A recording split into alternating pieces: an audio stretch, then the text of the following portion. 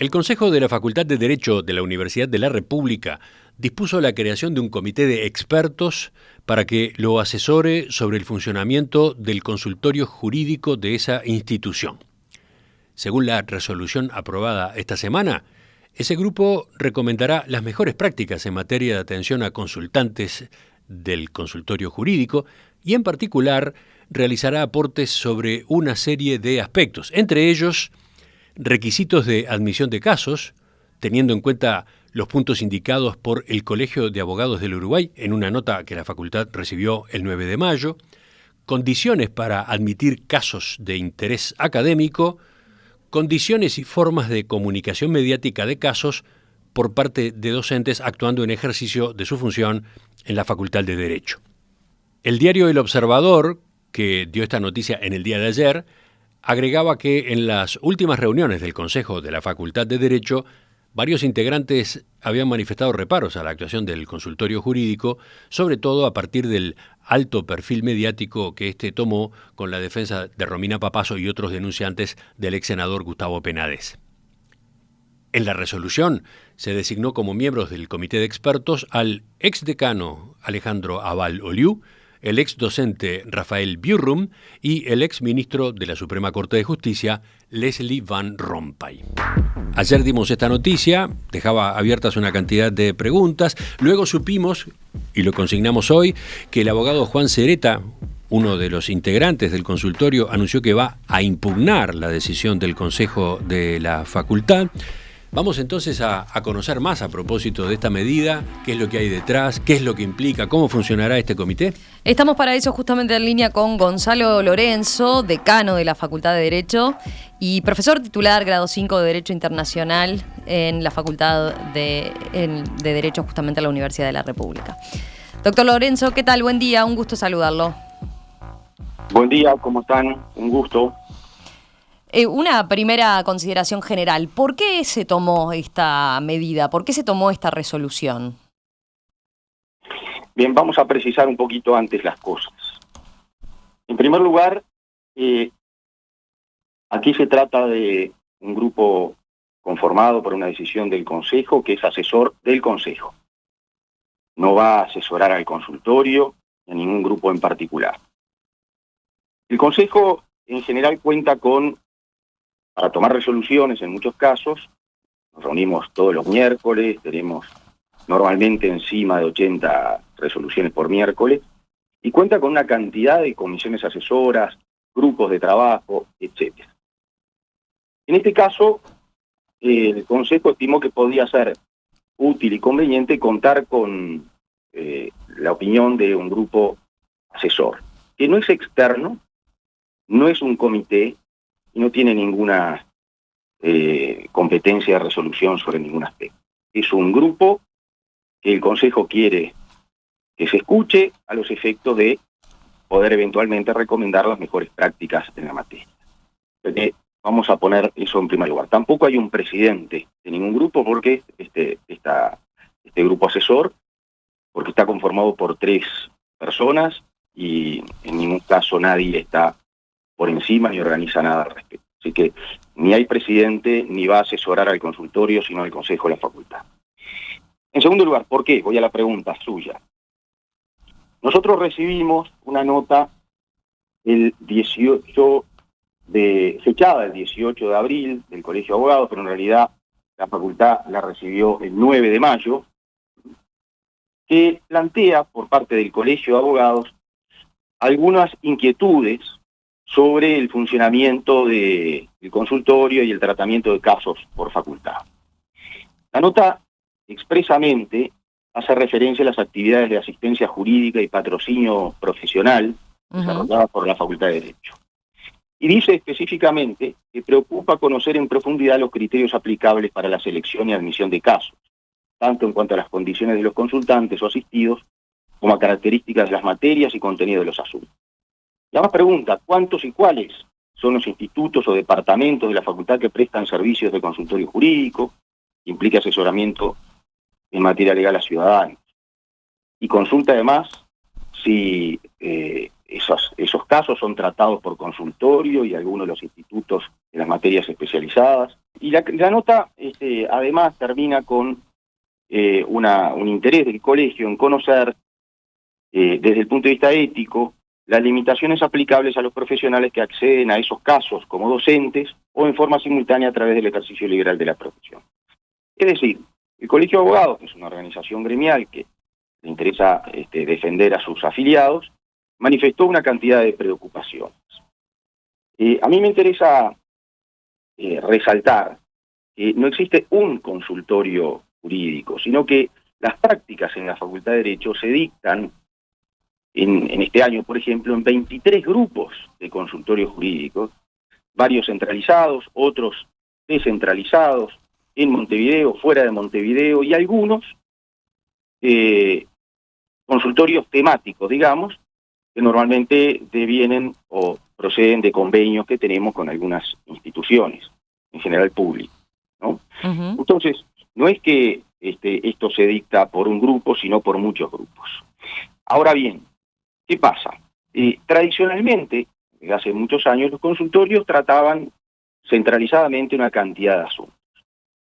Pero desde hace años, el consultorio empezó a tratar en algunos grupos casos especializados y además cuenta en las prácticas con otros grupos novedosos, como la Clínica del Litigio Estratégico o el Laboratorio de Casos Complejos, que promueven una agenda de temas de interés social, ¿verdad? De interés en general para la sociedad o para el país. Y esto ha llevado a que en muchos casos se trataran asuntos de una manera que el consultorio hace muchos años no estaba acostumbrado a tratar. Y por lo tanto, el reglamento el reglamento para la admisión de casos del año 2003, uh-huh. Bueno, seguramente requiere ajustes para este tipo para el tratamiento o admisión de este tipo de casos. Es del año 2003 el último, o sea, usted está señalando los cambios que se dieron en el medio, pero dice que el reglamento para el ingreso de casos entonces es del 2003, por lo tanto estaría fuera de actualización. Claro. Entonces, a ver, el punto de tratamiento del Consejo es a partir de esta nota del Colegio de Abogados. Eso le iba a preguntar, ¿y qué peso tiene una consideración de este tipo del Colegio de Abogados? Hay oyentes que, por ejemplo, preguntan o plantean, ¿el orden de egresados participa del Consejo? ¿Por qué no llegó por esa vía la preocupación? Sí, a ver, nosotros tenemos siempre un vínculo institucional, histórico e importante con las agremiaciones de nuestros egresados. Entonces, tomamos debida nota de una nota del Consejo, del Colegio de Abogados, y la tratamos. Y a partir de esto, surge obviamente una discusión que es absolutamente autónoma y focalizada. Yo quiero dejar bien en claro que la única preocupación del Consejo de la Facultad es la formación de nuestros estudiantes y el cumplimiento de las funciones universitarias. La universidad cumple una función esencialmente de enseñanza y también de extensión y de investigación. Dentro de la extensión, las prácticas forenses, como las que realizamos nosotros en nuestra facultad, son muy importantes. Entonces, cualquier persona tiene el derecho de petición ante una autoridad, pero cuando una organización gremial plantea una preocupación, el Consejo la toma y la considera, como cualquier planteo que viene de cualquier privado, pero naturalmente, tratándose de egresados de nuestra casa de estudio, merece una consideración especial. ¿Por qué hay egresados que plantean o no plantean? Miren, este es un asunto además que viene siendo planteado no solamente por egresados, sino incluso por estudiantes, desde hace años. ¿Por qué? Porque estas nuevas formas de trabajar los casos prácticos siempre plantean situaciones no previstas, siempre plantean modos de trabajar que no eran los tradicionales. Entonces la preocupación no es de ahora, es una preocupación que viene ya de hace un tiempo. Sí, por las dudas, si no queda claro, una de las preocupaciones que está implícita en la nota del Colegio de Abogados, más allá de las cosas que consulta, de criterios éticos de los docentes que trabajan allí, de qué criterios se siguen para tomar los casos, la preocupación que está de fondo es la competencia que enfrentan los propios abogados que están desempeñándose en su tarea en relación a el consultorio o las distintas clínicas del consultorio, ¿no?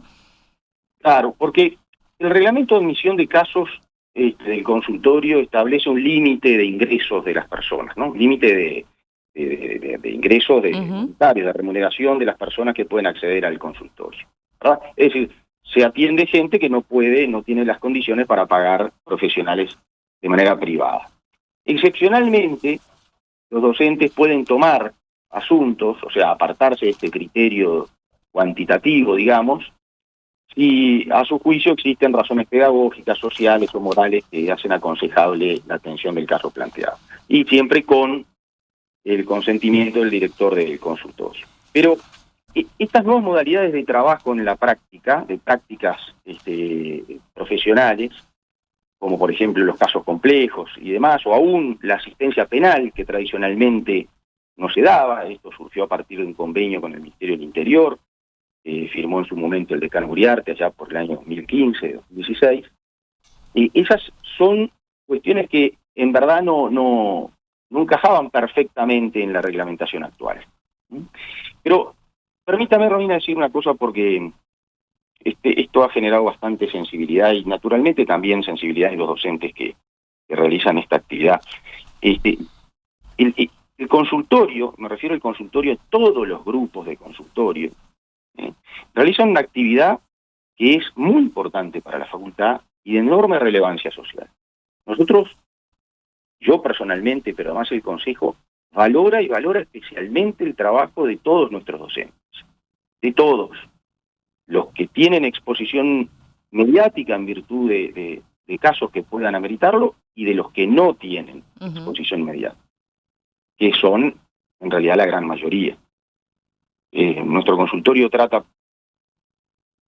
esto varía porque obviamente son casos reales, entonces ingresan y egresan casos o se terminan, pero tiene más de 2.300 casos habitualmente. Casos estoy hablando en general, ¿no? De cualquier materia de las que se tratan. 2.300 casos o más, de ahí para arriba. Insisto, tenemos 23 grupos. Sí, claramente, a ver, va mucho más allá del caso y el patrocinio de Romina Celeste Papazo, que fue uno de los casos más mediáticos ahora últimamente, que dio lugar y que puso en un lugar incómodo, ¿no? A parte de la facultad o a integrantes de la facultad por el hecho de la posición que se terminó tomando, ¿verdad? Decidir patrocinarla en su denuncia contra Gustavo Penades, cuando, por otro lado, en otra causa, ella terminó siendo indagada, procesada, ¿verdad?, por justamente falsificación de la otra denuncia, ¿verdad?, contra Paula Díaz. Sobre este punto, o sea, ¿cuánto pesó esta exposición pública en este caso en particular y lo que fue el trabajo del consultorio en referencia en particular a este tema? Mire, yo no quiero entrar en cada uno de los temas porque son muchos y la verdad es que uno de los temas las cuestiones que a mí particularmente no me gusta es que se concentre la actividad de los consultorios o la prensa en determinados casos cuando el trabajo de la facultad y del consultorio es mucho más abarcativo, mucho más grande que eso. Yo en términos generales lo que sí podemos decir es que la facultad en general y en particular por normativa está representada por el Consejo, sus órganos y por el decano. Es decir que la facultad en sí habla por sus órganos representativos según la ley. Ningún docente, ningún instituto representa a la facultad. Por supuesto que cualquier docente, cualquier integrante de la universidad tiene la más absoluta libertad de expresión y la más absoluta libertad de cátedra en caso de los docentes. Pero la representación de la facultad es otra cosa. ¿Por qué está haciendo esa aclaración? La pregunta de Romina era, en esta decisión que se tomó esta semana, ¿cuánto incidió lo ocurrido con el caso en el que el consultorio asumió la defensa de Romina Celeste Papazo? Sí, a ver, influir no influyó ningún caso en particular. Yo vengo diciendo que esto es... Pero efectivamente, este caso y la forma como intervenía el consultorio había sido tema de conversación en el Consejo. ¿Había dado pie a que se presentaran observaciones, quejas? Pero que mire, esto es un tema que se viene tratando en facultades siempre. Nosotros permanentemente estamos evaluando la actuación de los institutos, en algunos casos de grupos, en este caso de consultorio, es decir, no es algo que surja a partir de determinado caso. ¿Mm? Así como esta preocupación del Colegio de Abogados, supongo yo, no menciona ningún caso en particular, pero no proviene de un determinado caso. Entonces, esa idea de asociar las decisiones del Consejo a tal o cual caso me parece un error de apreciación, y probablemente surja de intereses que no son los de facultad, no son los de la universidad. Así que no es un tema que sea relevante en este momento para tratar estas cuestiones. ¿Qué alcance va a tener concretamente entonces la tarea de este grupo asesor del Consejo? Bueno, el grupo, pensemos primero que es un grupo de gente que es de la casa. O sea, por allí he visto que se ha mencionado como un grupo externo. Bueno, no es un grupo externo, porque el profesor Aval y el profesor Biurn son exdocentes de práctica forense, justamente, grado 5, titulares, de estas materias, y además son docentes de posgrado actualmente. O sea que estamos hablando de gente que es de la casa, gente que pertenece a la institución. El doctor Van Rompuy, obviamente, por su extensa carrera forense y judicial. Entonces, las funciones de este grupo es justamente asesorar al Consejo sobre cuáles podrían ser las mejores prácticas en materia de recepción y atención de casos, a la luz de estas preocupaciones del Colegio de Abogados. Pero esta no fue la única decisión que tomó el Consejo.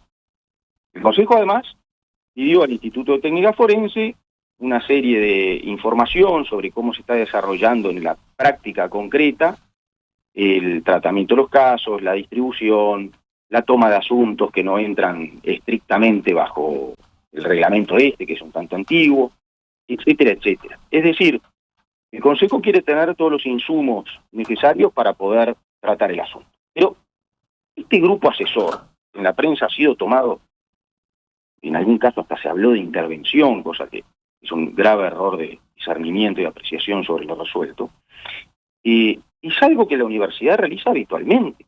Los consejos no solo se asesoran con sus comisiones permanentes, sino con grupos ad hoc, permanentemente. Uh-huh. Y hace un par de años, bueno, el año pasado se difundió en el Consejo, una evaluación institucional que es común, que se realice dentro de la universidad y en cada uno de los servicios o las facultades, realizada por pares, por profesores que normalmente vienen de otras universidades, normalmente de la región, y que tratan estos y muchos otros temas. O sea que este tipo de evaluación de la actividad de los servicios por pares, como es este caso, además, es algo común. ¿Por qué se le ha querido dar ese otro cariz de intervención, de comité poco menos que tribunal de alzada, cosas por el estilo? La verdad es que es algo que... Pero ¿cómo tomó la decisión concretamente de lo que manifestó el doctor Juan Sereta, de que va a impugnar la decisión ante el Consejo Central? Él argumenta que él menciona así una intervención ajena, usted ya contestaba este punto, pero lo que dice es que es una interferencia, por un lado, a la autonomía y por otro lado a la libertad de cátedra. ¿Qué señala en ese sentido? Bueno, justamente creo que es un error de apreciación, pero como nosotros somos juristas, cada uno tiene el derecho de plantear lo que opina y las acciones que estima el caso. Es un error grave de apreciación sobre lo resuelto. No entiendo cómo el propio Consejo de la Facultad, que es el órgano cogobernado, ¿verdad?, pide un asesoramiento a un grupo de profesionales, docentes y egresados, y eso puede ser considerado como una violación a la autonomía o una intervención externa. Digo, no lo entiendo y creo que está equivocado, pero cada uno tiene el derecho de plantear los recursos que quiera. Por otro lado, a ver, estaba mirando preguntas de los oyentes. Nicolás, desde la audiencia, plantea, En el caso del consultorio jurídico de la UDLAR, tengo esta siguiente reflexión. Dice, también existe una competencia desleal por parte de los docentes que se hacen vidriera pública con el dinero del Estado, ya que ellos luego trabajan en sus estudios privados y los clientes les llegan gracias a el Estado. Aparte se da algo que es muy raro, dice, nunca hay número para que te atiendan en el consultorio, pero cuando surgen casos que tienen trascendencia pública, lo toman enseguida. Quizás una buena estrategia sería que los docentes de los consultorios jurídicos no puedan ejercer de manera privada. ¿Comparte la apreciación de Nicolás, por ejemplo? ¿Se podría tomar este aspecto y corregir este aspecto? Bueno, yo supongo que ese es uno de los puntos que puede deducirse del planteamiento del Colegio de Abogados, ¿no? En el último punto. Como algunos docentes en forma simultánea a través del ejercicio liberal de la profesión también trabajan en asuntos que manejan en la facultad. A ver, nuestros docentes no tienen dedicación exclusiva ni tienen impedimento para el ejercicio libre de la profesión, salvo obviamente los que están en régimen de dedicación total, que en nuestro caso son pocos. Por lo tanto, cualquier restricción a la libertad de trabajo tiene que ser analizada con mucho detenimiento y yo diría que de manera restrictiva, ¿no? Estamos hablando de la libertad del ejercicio de las profesiones. Pero bueno, es uno de los puntos que allí plantea el Colegio de Abogados, creo que puede referir a estas situaciones y se analizará. En principio, todo lo que atente contra la libertad de cátedra, la libertad de expresión, la libertad de trabajo, no estoy de acuerdo, en principio, ¿no? Y si hay planteamientos concretos, de casos concretos, que impliquen vulneración a valores éticos, bueno, que se plantee concretamente la situación, específicamente, y se tratará.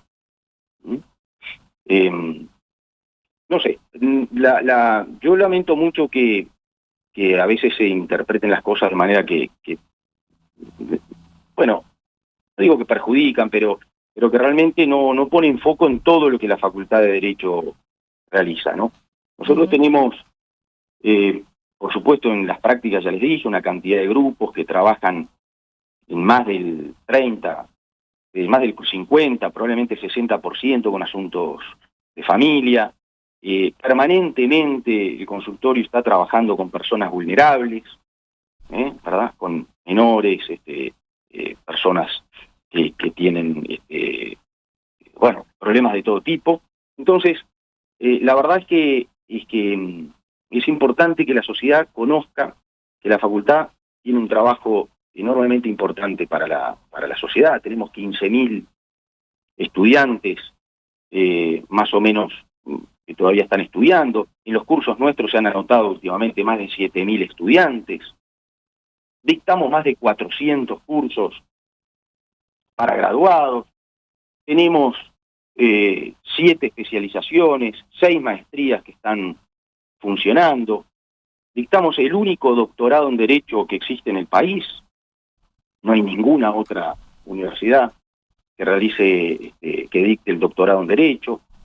En fin, ustedes vieron que el país se vanagloria de estar dentro de los mejores ranqueados en su calidad democrática y en el régimen de Estado de Derecho, ¿no? Algún ranking por ahí hablaba de que estamos en el lugar 25 en el mundo, primero en Latinoamérica. Bueno, yo creo que esto es parte de el resultado también del trabajo de nuestra facultad, ¿no?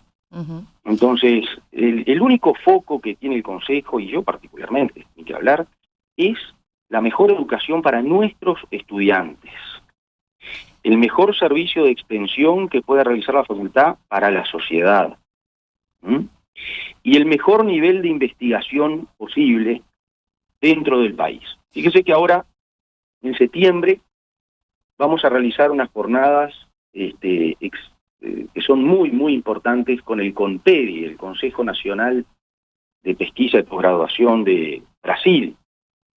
En el año 2015, 2016 realizamos un encuentro de cientos de profesores en nuestra facultad que analizan las investigaciones jurídicas en el país y en la región.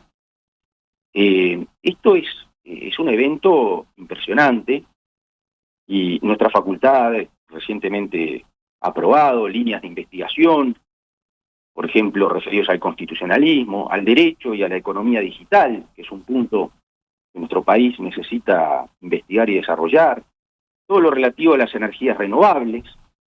Esto fue propuesto por un consejo de investigación que tenemos y aprobado por el consejo de la facultad.